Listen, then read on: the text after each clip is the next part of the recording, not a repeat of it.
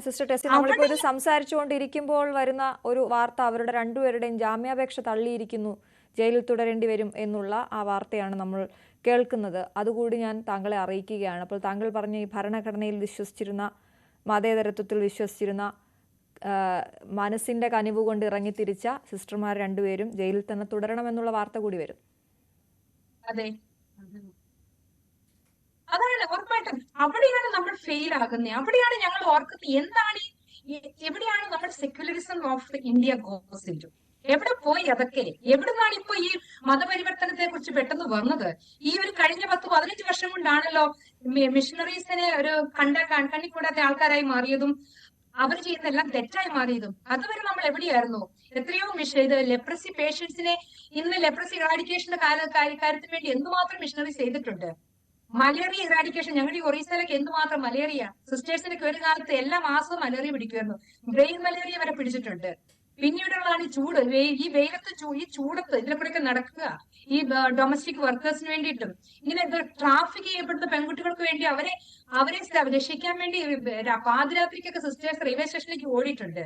ഇതെല്ലാം ചെയ്തിട്ട് ഞങ്ങൾക്ക് അവസാനം തിരിച്ചു കിട്ടുന്നത് ഇതുപോലെ കർത്താവിന് വേണ്ടി സഹിക്കുന്നു. അതാണ് ഞങ്ങള് ഇറങ്ങുമ്പോൾ ഞങ്ങൾ പറയുന്നത്, ഇതൊക്കെയാണ് നിങ്ങളുടെ മുമ്പിൽ വരാൻ പോകുന്നത്, ക്ഷമിക്കാൻ റെഡിയാണോ എന്നുള്ളതുകൊണ്ട്.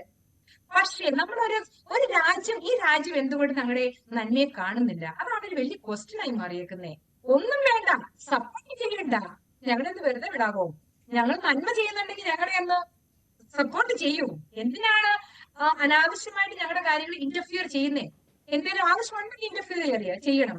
ഞങ്ങളിപ്പം എന്തെങ്കിലും കാര്യം തെറ്റായിട്ട് ചെയ്യുന്നുണ്ടെങ്കിൽ ഞങ്ങളുടെ എല്ലാ ഡോക്യുമെന്റ്സും ക്ലിയർ ആയിരിക്കണം. ക്ലിയർ അല്ലെങ്കിൽ ഞങ്ങളുടെ ക്വസ്റ്റ്യൻ ചെയ്യുക. ഇതുപോലെ ഇങ്ങനെ റെയിൽവേ സ്റ്റേഷനിൽ ഇട്ട് ആൾക്കാർ കൂടാനും പിന്നെ ഹോസ്പിറ്റലിൽ വർക്ക് ചെയ്യുന്ന സിസ്റ്ററിനെ അടിക്കാനും അങ്ങനെയൊക്കെ എന്തിനാണ് വരുന്നത്? ഈ പിൽഗ്രിംസ് നടന്നു പോകുന്ന പിൽഗ്രിംസിനെ അവരെ പോയി അടിക്കുന്നു. ഇതെന്തേ? ഒരു വഴിയിലെ വെള്ളരിക്കാൻ പറ്റണമാണോ ഇത്? ആർക്കും എന്ത് വേണമെങ്കിലും ചെയ്യാമോ? അതാണ് സിസ്റ്റർ, ഈ ഒഡീഷയിലെ പ്രവർത്തനങ്ങളെ കുറിച്ച് കൂടി ഞങ്ങളോടൊന്ന് പറയാമോ? കാരണം അത് ഈ സമയത്ത് ഉറക്കെ പറയേണ്ടതാണ്, അല്ലെങ്കിൽ അത് എങ്ങനെ പോകുന്നു മുന്നോട്ട്? അവിടുത്തെ സാഹചര്യം എന്താണ്? സിസ്റ്ററിന് ഇങ്ങനെ എന്തെങ്കിലും ഒരു പേടിപ്പെടുത്തുന്ന എന്തെങ്കിലും അനുഭവങ്ങൾ നേരിടേണ്ടി വന്നിട്ടുണ്ടോ? ഞാൻ പറഞ്ഞ ഇത്ര വർഷം ഇവിടെ ഇതുവരെയായിട്ട് ദൈവാനുഗ്രഹം കൊണ്ട് ഇന്നുവരെ എനിക്കൊരു പേടിപ്പെടുത്തുന്ന ഒരു അപകടം എനിക്കുണ്ടായിട്ടില്ല. ഒരു വട്ടം ഞാൻ നോക്കുവാണെങ്കിൽ എന്റെ ആൾക്കാരും എന്റെ അനുഭവം കൊണ്ട് പലരും കണ്ടേക്കുന്ന ആ ഒരു മലയാളി ലേഡി, ആ ഒരു സൗത്ത് ഇന്ത്യൻ ലേഡി സിസ്റ്റർ എന്നുള്ളതൊക്കെ സെക്കൻഡറി ആണ് വരുന്നത്. അവർക്ക് കാണാൻ പറ്റുന്ന കേരള ജിയോ, കേരളത്തിൽ നിന്നുള്ള സ്ത്രീ, ഒരു കുട്ടി അല്ലെങ്കിൽ ഒരു സ്ത്രീ, ആ രീതിക്ക് എന്നെ സ്നേഹത്തോടെ സ്വീകരിച്ചിട്ടുണ്ട്. പലപ്പോഴും ഞാൻ ബസ്സിലും ട്രെയിനിലും രാത്രിക്കും പകലൊക്കെ ഒറ്റയ്ക്ക് യാത്ര ചെയ്യുന്ന ആളാണ്. എനിക്കിതായിട്ട് പേടി തോന്നിയിട്ടില്ല. കൂടാതെ എന്റെ കൂട്ടത്തിലുള്ള എന്റെ കൊളീഗ്സ്, ഇപ്പൊ ഇവിടെ ഞാനിപ്പോ ഉള്ളത് ഒരു IAS കോച്ചിങ് കൊടുക്കുന്ന ഒരു അക്കാഡമിയിലാണ്. ഇത് അഗെയിൻ അത് ഒറീസ ബിഷപ്സിന്റെ ഒരു ഇനീഷ്യേറ്റീവാണ്. കാരണം നമ്മുടെ SC/ST community, SC/ST OBC community എന്നുള്ളവര് പല കുട്ടികൾക്ക് കഴിവുള്ളവർ പോലും ഇങ്ങനെ ഒരു സിവിൽ സർവീസിലേക്ക് അല്ലെങ്കിൽ അങ്ങനത്തെ ഒരു ഗവൺമെന്റ് പോസ്റ്റിലേക്ക് എത്താൻ വളരെ അവർക്ക് ചാൻസ് കിട്ടുന്നില്ല. ഒന്നുണ്ടാകാം, അവരുടെ കഴിവ് കണ്ടിട്ട് പിന്നീട് പഠിച്ചു പോകാൻ അവർക്കൊരു ചാൻസ് ഇല്ല. പിന്നെ കുറച്ചു പേരുണ്ടാവും വില്ലേജിൽ അങ്ങേയറ്റത്ത് കിടക്കുന്ന, അവർക്ക് ഇതിനെക്കുറിച്ച് അറിവില്ല എന്താണ് ഇതൊക്കെ എന്നുള്ളത്. ഇപ്പൊ ഞാൻ ഈ കഴിഞ്ഞ 2-3 മാസങ്ങളായിട്ട് ഇങ്ങനെ വില്ലേജുകളിൽ കൂടെ ദൂരക്കണക്കിൽ ഒരു 100-200 കിലോമീറ്റർ ഒക്കെ യാത്ര ചെയ്ത് പല വില്ലേജിൽ കൂടെ പോകുന്നു, പല പള്ളിയിൽ കൂടെ പോയിട്ട് ഞങ്ങൾ അവിടെ അനൗൺസ് ചെയ്യുന്നു. അത് കഴിഞ്ഞ് കുട്ടികളെ കാണുന്നു. ഇതിപ്പം എല്ലാവർക്കും ഒന്നും ഹിന്ദി അറിയുന്ന നിർബന്ധമില്ല, എല്ലാവർക്കും ഒറിയ അറിയുന്ന നിർബന്ധമില്ല. അവരുടേതായ ഒറിയ ട്രൈബൽ ഭാഷകളുണ്ടാവും. അപ്പൊ ഞാൻ എന്റെ പറ്റുന്നത്ര ഭാഷയെല്ലാം മിക്സ് ചെയ്തിട്ട് അവരോട് സംസാരിക്കുന്നു, അവരെ കൺവിൻസ് ചെയ്യുന്നു. ഞാൻ പറയും അവിടെ വാ, നമുക്ക് അവിടെ ഇന്ന ഒരു ഭുവനേശ്വർ, ഇത് ക്യാപിറ്റൽ സിറ്റിയിലാണ്, അവിടെ നിങ്ങൾ പഠിക്കുവാണെങ്കിൽ നിങ്ങളുടെ ജീവിതത്തിൽ എന്തൊക്കെ ആകാം എന്നുള്ള നമുക്കൊരു അഷ്വറൻസ് കൊടുക്കുന്നു. അത് കേൾക്കുമ്പോൾ പേരൻസ് ആണ് അങ്ങനെയാണോ, ഓക്കെ ശരി ഞാൻ എന്റെ പിള്ളേരോട് പറയാം. അല്ലാത്ത സ്ഥിതിക്ക് ആ പിള്ളേരെങ്ങനെ വില്ലേജിൽ കൂടെ അവിടെ തേരാവലം നടക്കുന്നു, കുറച്ച് ഡ്രഗ്സ് വായിക്കണേ അങ്ങനെയൊക്കെ പോകും. അങ്ങനെയുള്ള പിള്ളേർ നമ്മളിങ്ങനെ ഒരു വഴി കാണിച്ചു കൊടുക്കുകയാണ്. എനിക്കിപ്പം വിചാരിക്കാം ഞാൻ എന്താ അവിടെ ഒക്കെ പോകുന്നത്, ഇത്രയും കാടും മലയും കയറി കൂടി അങ്ങോട്ട് പോകേണ്ട ആവശ്യം തിരിക്കുന്നു. എനിക്ക് പ്രത്യേകിച്ച് ഒന്നും തിരിച്ചു കിട്ടാൻ പോകുന്നില്ല. പക്ഷെ അതൊക്കെയാണ് ഞങ്ങൾ ചെയ്യുന്നത്. നമുക്ക് ആ ഒരു യൂത്തിനോടൊരു സ്നേഹം, അവൻ എന്തെങ്കിലും ജീവിതത്തിൽ ആയിത്തീരട്ടെ എന്നൊരു സ്നേഹവും അല്ലെങ്കിൽ നമ്മുടെ ഒരു മിഷനോട് നമ്മുടെ ഒരു ഞാൻ ഏറ്റെടുത്ത ദൗത്യത്തിനോടുള്ള എനിക്കൊരു സ്നേഹമുണ്ട്. അതെ സിസ്റ്റർ അതാണ് ടെസ, ഞാൻ ഞാനൊന്ന് പോകുന്നത്. ഇടപെട്ട് ചോദിക്കുന്നത് അവിടെ എനിക്ക് വന്നൊരു സംശയം കൊണ്ട് ഇടപെട്ട് ചോദിക്കുന്നതാണ്. ഇപ്പോൾ ഈ ഛത്തീസ്ഗഡിലെ 2 കുട്ടികളെയും കൊണ്ട് പോകാനിരുന്നപ്പോൾ ഇത്രയും വലിയ കേസായി അവർ പിടിയിലായി. അവിടെ വലിയൊരു ആരോപണം വരുന്നത് ഒരു കുട്ടിക്ക് സമ്മതമല്ലായിരുന്നു എന്നുള്ള. ഇപ്പോൾ സിസ്റ്റർ പറഞ്ഞപ്പോൾ എനിക്ക് അങ്ങനെ ഒരു സംശയം കൂടി തോന്നുന്നു. ഒരുപക്ഷെ അവരെയൊക്കെ നിർബന്ധിച്ചായിരിക്കും നിങ്ങൾ പഠിക്കാൻ കൊണ്ടുപോകുന്നത്. ഈ പറഞ്ഞ പോലെ രക്ഷകർത്താക്കൾക്ക് ചിലപ്പോൾ അതിൻ്റെ ഒരു ഗൗരവം മനസ്സിലാകുമെങ്കിലും കുട്ടികൾക്ക് മനസ്സിലാവണമെന്നില്ല. അവർ ആ ഒരു സുഖത്തിൽ മുന്നോട്ട് പോയിക്കൊണ്ടിരിക്കുന്നവരായിരിക്കും, അങ്ങനെ ഉൾവലിഞ്ഞു പോയിക്കൊണ്ടിരിക്കുന്നവരായിരിക്കും. ആ സമ്മതമില്ലായ്മ ആയിരിക്കും ഒരുപക്ഷെ ഇങ്ങനെ ഒരു വലിയ വിവാദമായി വരുന്നത്. ഉറപ്പായിട്ടും നമ്മൾ ഈ ആദിവാസി കുട്ടികൾ എന്ന് പറഞ്ഞിട്ടുണ്ട്, അവരില് ഒരു സ്റ്റെപ്പ് മുമ്പോട്ട് വെക്കുമ്പോൾ എന്തെങ്കിലും ഒരു ചെറിയ ഒരു ബ്ലോക്ക് വന്നിട്ടുണ്ടെങ്കിൽ അവർ 3 സ്റ്റെപ്പ് പുറകോട്ട് വെക്കും. ആണ് അവരുടെ ഒരു ആന്ത്രോപോളജി എന്നുള്ളത്. പക്ഷെ നമ്മൾ എന്ന് വെച്ചാൽ നമ്മൾ അവരെ പിടിച്ചോണ്ട് വരികയല്ല ചെയ്യുന്നത്, ഒരിക്കലും വലിച്ചെടുത്തോണ്ട് വരരുത്. ഒരിക്കലും വിജയിക്കുന്ന കാര്യമല്ല. ഇപ്പൊ ഈ സിസ്റ്റേഴ്സിന്റെ കൂട്ടത്തിൽ വന്നിട്ടുണ്ട്, പെൺപിള്ളേർ വന്നിട്ടുണ്ടെങ്കിൽ ഇത് മനസ്സിലാക്കണം, നമ്മൾ അവർ ചെറിയ പിള്ളേരാണ്. ഇത്ര ആൾക്കാർ കൂടുന്നു വല്ലതും ചോദിക്കുമ്പോൾ അവർ പേടിച്ചു പോകുന്നുണ്ട്. അത് നമുക്ക് ഹ്യൂമൻ സൈക്കോളജിയാണ്. അവർ പെട്ടെന്ന് മാറ്റി പറഞ്ഞിരിക്കാം, എനിക്കറിയത്തില്ല അതിന്റെ നിജസ്ഥിതി എന്താണ്, മാറ്റി പറഞ്ഞോ ഇല്ലയോ എന്ന് എനിക്കറിയില്ല. ഞാൻ പറയട്ടെ, ഇവിടെ കുട്ടികൾ വരുന്നുണ്ട്. ഞാൻ ഈ പറഞ്ഞ ഇങ്ങനത്തെ കോഴ്സിന് വേണ്ടിയിട്ട് ഇവിടെ ക്രിസ്ത്യാനികൾ മാത്രമല്ല, എല്ലായിടത്തും എല്ലാ സമുദായത്തിൽ നിന്നുള്ള പിള്ളേരുണ്ട്, ഹിന്ദുക്കളും ക്രിസ്ത്യൻസ് എല്ലാം ഉണ്ട്. ഓൺലി ദ വൺ കാറ്റഗറി ഒരു ഇതുള്ളത് ഫൈനാൻഷ്യലി പൂർ ആയിരിക്കണം. അവർക്ക് വേറെ വെരി ഹൈ ആയിട്ട് പേ ചെയ്തിട്ട് പോകാൻ പറ്റത്തില്ലാത്ത അത് മാത്രമേ ഉള്ളൂ. കാരണം ഇവിടെ ഞങ്ങൾ സ്കോളർഷിപ്പ് കൊടുക്കുന്നുണ്ട് പിള്ളേർക്ക് പഠിച്ചിറങ്ങാൻ വേണ്ടിയിട്ട്. ഇവിടുത്തെ സ്റ്റാഫ് അവർ ഹിന്ദു കുട്ടികളാണ്.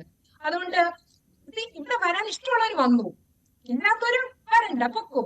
പേരൻസ് പറയും എന്റെ സിസ്റ്ററെ എന്റെ കൊച്ചിന് വരാൻ താല്പര്യം ഒന്ന് പറഞ്ഞു നോക്കാൻ പറയും. ഞങ്ങൾ പറഞ്ഞു നോക്കും, മോളെ വാ, പറ്റുമോ, നിനക്ക് ഇന്ന പോലെ എന്റെ കോഴ്സ് ഉണ്ട്, ഞങ്ങൾ ഓൾട്ടർനേറ്റീവ് കൊടുക്കും. എന്നുവെച്ചും കൊച്ചു പറയും ഇല്ല എനിക്ക് വരാൻ പറ്റത്തില്ല, വന്നു കഴിഞ്ഞാൽ 2 ദിവസം തന്നെ കൊച്ചു തുടങ്ങും, എനിക്ക് പോകണം. ശരി, അടുത്ത ബസ്സിന് കയറ്റി നമ്മൾ അവിടെ കൊണ്ടുപോയി വിടും, അല്ലെങ്കിൽ ആരുടെയും ഇൻട്രസ്റ്റ് ചെയ്ത് നിങ്ങളൊന്ന് കൊണ്ടുപോകണം പറയും. കാരണം കാലങ്ങൾ കൊണ്ട് നമുക്ക് മനസ്സിലായി ഇവരുടെ സൈക്കോളജി എന്താണെന്നും ഇവരുടെ കപ്പാസിറ്റി എന്താണെന്നും. അതനുസരിച്ചേ ഉള്ളൂ. ഇപ്പൊ ഈ 2 പെൺകുട്ടികൾ സിസ്റ്ററിന്റെ കൂട്ടി പോയിട്ടുണ്ട്, അത് 2 പേര് ഉണ്ടെന്നുള്ള സ്ട്രോങ് ആയിട്ട് അവർക്കൊരു കൺവിക്ഷൻ ഉണ്ട്. ഞാൻ ഒറ്റയ്ക്കാണെങ്കിൽ എനിക്ക് പേടിയാ, അവിടെയാണ് ഈ 2 പേരായിട്ട് പോകുന്നത്. അപ്പൊ ഇതൊരിക്കലും ആ കൊച്ചിന് പേടിച്ചിട്ട് വലിച്ചെടുത്തോണ്ട് വരുന്നതല്ല.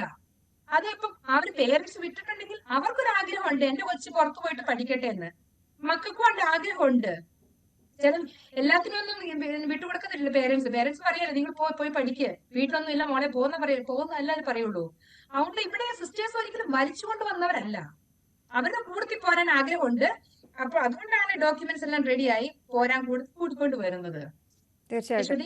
അതെ സിസ്റ്റർ, ഈ വിഷയം വന്നതിന് ശേഷം നിങ്ങൾ ഇഷ്ടപ്പെട്ട് ആഗ്രഹിച്ച് ധരിച്ച വസ്ത്രമണിഞ്ഞ് പുറത്തേക്ക് ഇറങ്ങാൻ പോലും പറ്റാത്തൊരു സ്ഥിതിയിലേക്കൊക്കെ കാര്യങ്ങൾ നീങ്ങുന്നു എന്ന് അറിയുന്നു. അതിനെക്കുറിച്ച് എന്താണ് പറയാനുള്ളത്? ഉറപ്പായിട്ടും ഇതിപ്പോ സിസ്റ്റേഴ്സ് ഹാബിറ്റിലായിരുന്നു, സഭാവസ്ത്രം അവരുടെ ഹാബിറ്റ് ആയിരുന്നു. അതുകൊണ്ട് പബ്ലിക് ഗ്ലെയർ അവരെ അട്രാക്ട് ചെയ്തു എന്നൊക്കെയാണ്. അതുകൊണ്ട് സിസ്റ്റേഴ്സ് ഡ്രസ്സ് ധരിക്കരുത് എന്നൊക്കെ. പക്ഷെ ഞാൻ നോക്കിയിട്ട് ഒരു സിസ്റ്ററിന് എന്താണ് ധരിക്കേണ്ടത് അത് അവർ ഇന്നലെ തീരുമാനിച്ചതെന്നല്ല. അവരുടെ കോൺഗ്രിഗേഷൻ തുടങ്ങിയപ്പോൾ തൊട്ട് അവരങ്ങനെ ഒരു തീരുമാനം എടുത്താണ്, ഞങ്ങൾ ഇന്ന ഡ്രസ്സ് ധരിക്കുന്നു. അതൊരു അഡ്വൈൻമെന്റ് അല്ലെങ്കിൽ അത് ഇതാ പറ്റത്തുള്ളൂ എന്നുള്ളതല്ല. പക്ഷെ ഈ ഒരു ഡ്രസ്സ് എന്ന് പറയുന്നത് അതിൽ വേറെ പലതും ഉണ്ട്. അത് അവരുടെ ഒരു ഐഡന്റിറ്റി ആയിരിക്കാം, ഒരു കോൺഗ്രിഗേഷന്റെ ഒരു സമൂഹത്തിന്റെ ഐഡന്റിറ്റിയാണ്. അതും ഒരു പോവർട്ടി എന്ന് വെച്ചാൽ തരാതെ ഡ്രസ് ഇട്ടോട് നടക്കുന്നതല്ല എന്റെ ആഗ്രഹം എന്നുള്ളതിന്റെ കൂടി ഒരു സിംബോളിക് ആണ് ഞാൻ ഇന്ന ഡ്രസ്സ് ധരിക്കുന്നു എന്നുള്ളത്. പിന്നെ നമുക്ക് പറയാം വെസ്റ്റേൺ ഡ്രസ് സ്റ്റൈൽ അല്ലേ, എന്തിനാ ഇതൊക്കെ ധരിക്കുന്നത്, ഇന്ത്യൻ സ്റ്റൈലൊക്കെ ആക്കിയാ പോരെന്ന്.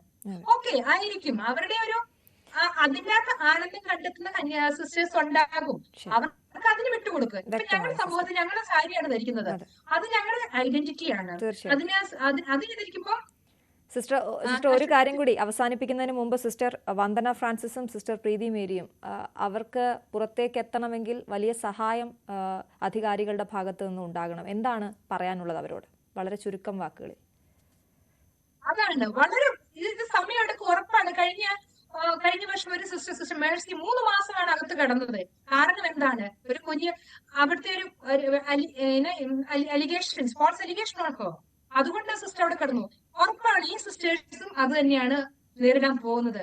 അതിന് എന്തെങ്കിലും ഈ ഭരണകൂടം ഇനിയെങ്കിലും ആരെങ്കിലും കണ്ണു തുറന്നെങ്കിൽ, എന്തെങ്കിലും ചെയ്യാൻ പറ്റിയിരുന്നെങ്കിൽ, ഒന്ന് നിജസ്ഥിതി എന്താണെന്ന് മനസ്സിലാക്കിയിരുന്നെങ്കിൽ അതായിരിക്കും. എന്തിനാണ് ഈ 2 മനുഷ്യ സ്ത്രീകളെ അവിടെ കൊണ്ട് ഇട്ടേക്കുന്നത്? അവരുടെ പ്രൂഫ് എല്ലാം വെരിഫൈ ചെയ്ത് കഴിഞ്ഞിട്ടും എന്നിട്ടും അവര് എന്തോ കൾപ്രിറ്റ്സ് ആണ് എന്ന് തോന്നുന്നെങ്കിൽ ആർക്കൊക്കെ എവിടേക്കോ കാര്യമായിട്ട് സീരിയസ്ലി സംതിങ് ഇസ് റോങ്. ശരി നമ്മൾ സിസ്റ്റർ, എന്തായാലും സാധാരണഗതിയിൽ നമുക്ക് ഐഡന്റിറ്റിനെ അതെ പ്രൂഫ് നമുക്ക് ചെയ്തിട്ട് ആഗ്രഹിക്കാം സിസ്റ്റർ വിചാരിക്കുന്നത് പോലെ വളരെ വേഗത്തിൽ അവർക്ക് പുറത്തിറങ്ങാൻ സാധിക്കട്ടെ. നിങ്ങൾക്ക് സ്വാതന്ത്ര്യത്തോടെ സ്വതന്ത്രമായി നിങ്ങളുടെ ആശയങ്ങൾ നടപ്പിലാക്കാൻ സാധിക്കട്ടെ. പാർശ്വവൽക്കരിക്കപ്പെട്ട ജനങ്ങളെ കൈപിടിച്ച് ഉയർത്താൻ നിങ്ങൾക്ക് സാധിക്കട്ടെ. സിസ്റ്റർ എല്ലാവിധ ആശംസകളും